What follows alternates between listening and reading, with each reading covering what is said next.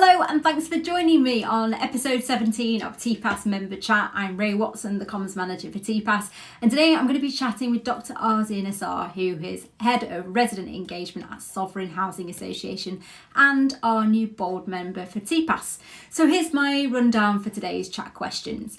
Number one, Aasia holds a PhD, she's used to learning, so what has dealing with the pandemic taught her about herself, her team and resident engagement? Number two, what's her gut feeling about what engagement is going to look like in the future? And finally, question number three, if Aasia was in charge of the country, what would she do for social housing? So stay with me for the full episode, and why not subscribe while you're here to the TPAS England YouTube channel. Thanks for watching.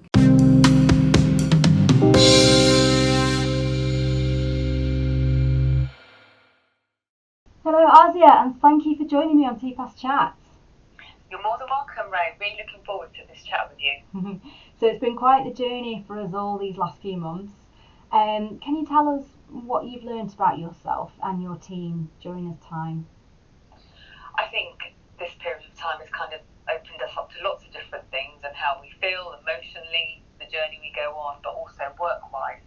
I think for me and my team, I think it's really shown that we're quite resilient with regards to the different approaches we've had to now use when it comes to engagement, for example, and how we can get the most out of this time really with our customers. So for us, I think resilience has played a really big part in it, but actually being innovative in how we've engaged with our customers over the last few months has really shown that we can do change quite quickly, which has been great, I think, for us as an organisation and for the people who live in our homes. Oh, that's brilliant. So you've got a lot more confidence in yourself and your team than on the other side of this.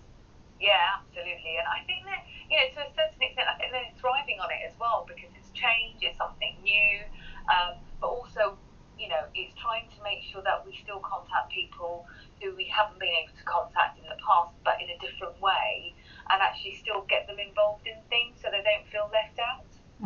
Yeah, no, that's good. That's great. No person left behind. Yes, absolutely. And so you kindly hosted one of our Zoom roundtables with the TPAS members the other day, didn't you? Yes. And that was all about the future of engagement after lockdown. Tell me, what sense did you get in the room or in the Zoom room? Was there an appetite for getting back to face-to-face, or has there been a kind of change of thought and a change of culture across the sector really? I think ultimately people do miss seeing people face to face. I know I do, and seeing the residents who are absolutely fundamental to making our organisation better, helping us scrutinise services. So absolutely miss seeing people face to face. I think, however, at the round table there was a realisation that we're not sure when that will happen again.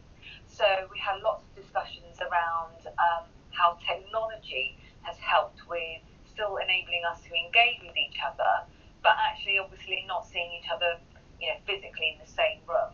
So I think this idea of a blended approach with regards to hopefully, as we kind of come out of lockdown, where people may well be comfortable seeing each other socially distanced face to face in a room, while others may still feel actually quite vulnerable and feel like actually they still want to continue with that technology interaction. So I think everybody realised that there's an approach which people ultimately want to kind of do, which would be face to face, but there's a realisation that this may well be a longer term thing that we need to think about how a blended approach may still well be the way forward to begin with. And what will that mean for your role and Sovereign? How will you kind of, install the blended approach? What will that mean? I think for us, it's probably a positive thing.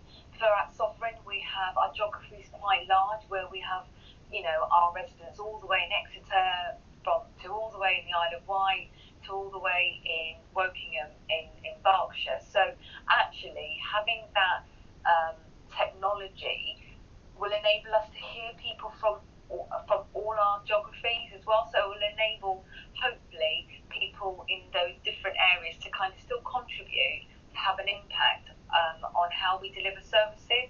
So that's great.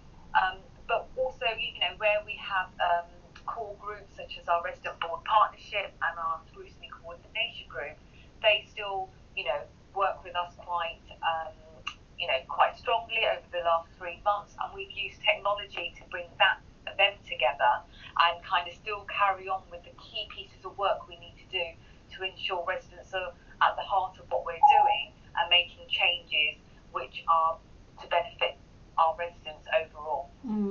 Has this crisis and all the work that you've been doing introduced you to new residents that you've not engaged with before? Absolutely, and I think through the digital impact we've had, we're able to kind of engage with people. For example, we have about 22,000 people on our portal, and actually we're trying to engage with all of those and asking for feedback about services, which we wouldn't have done previously, or it would have taken a bit longer. So what we've kind of done, and what COVID-19 has enabled us to do, is speed up some of that digital engagement work we had planned anyway.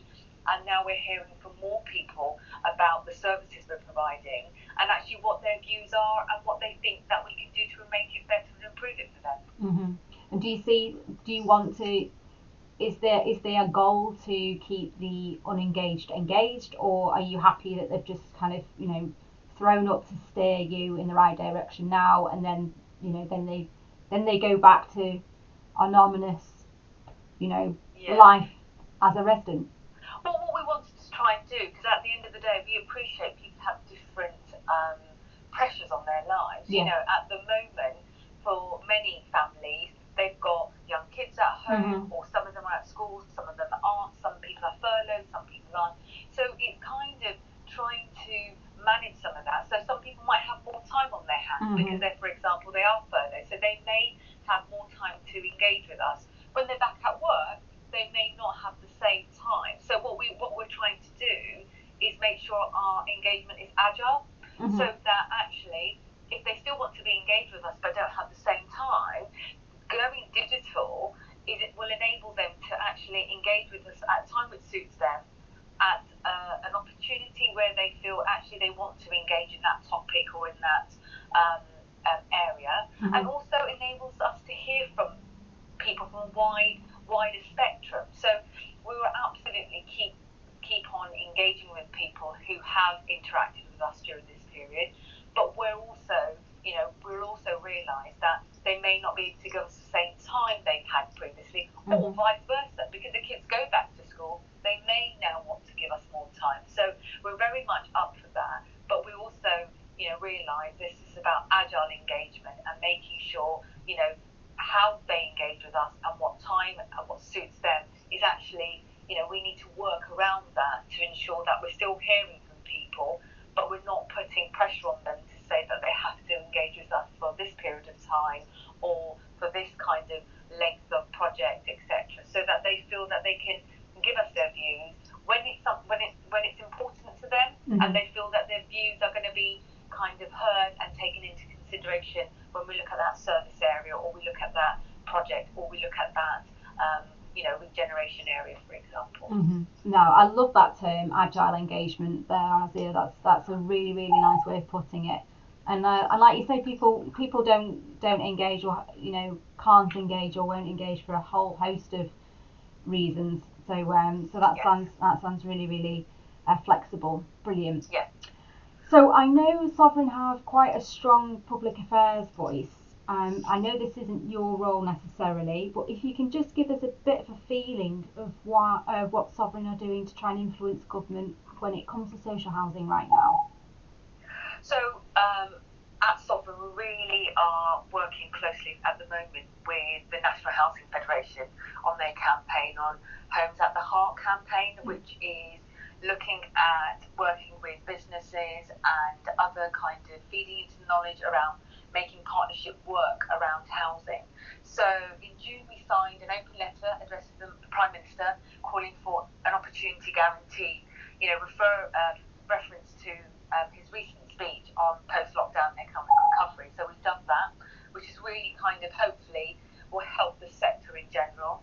We've also done lots of work around our employment and training area, where we've actually worked with all party parliamentary group around looking at housing and social mobility and getting people back into work and better work. We've also done lots of work around homelessness as well, and actually really trying to get people off the street so that we can actually secure social housing accommodation. And for us, that's really, really important. So those are some of the topics at Sovereign we've been really pushing publicly with National Housing Federation, and just kind of lobbying our local MPs around the importance of building more social homes for people, but actually making sure we can actually support the foundation of getting people back into work or better work as well. Oh, that sounds wonderful. And TPAS, we're part of that campaign too. We stand with that campaign. So my final question, just a minute and a half left now, Aasia, but I know you're going to rock this question. If you were the Queen for the day, what action would you like to take for social housing? I think really it's kind of like some of the things that you've seen, you've seen over the last few months around getting people who are homeless off the street, and actually trying to create, homes and future lives for those people, for them not to go back onto the street again after this pandemic comes to an end. And I think we've got a real opportunity now to make sure that we kind of keep people off the street and support them. And for me, if I was Queen for the day, I would absolutely ensure that every homeless person has a roof over their head, because I think it's a fundamental right for people to have a secure, safe place to live. And I think at Sovereign, we want to support people on that journey, and not just about the physicality, but that emotional journey they'll go through and the support we can provide them, once they're in their home as well. Oh, you would make a wonderful monarch. Thanks, Ray. You're very welcome. Thank you so much for joining me on TPAS Chat. You're more than welcome. Thank you.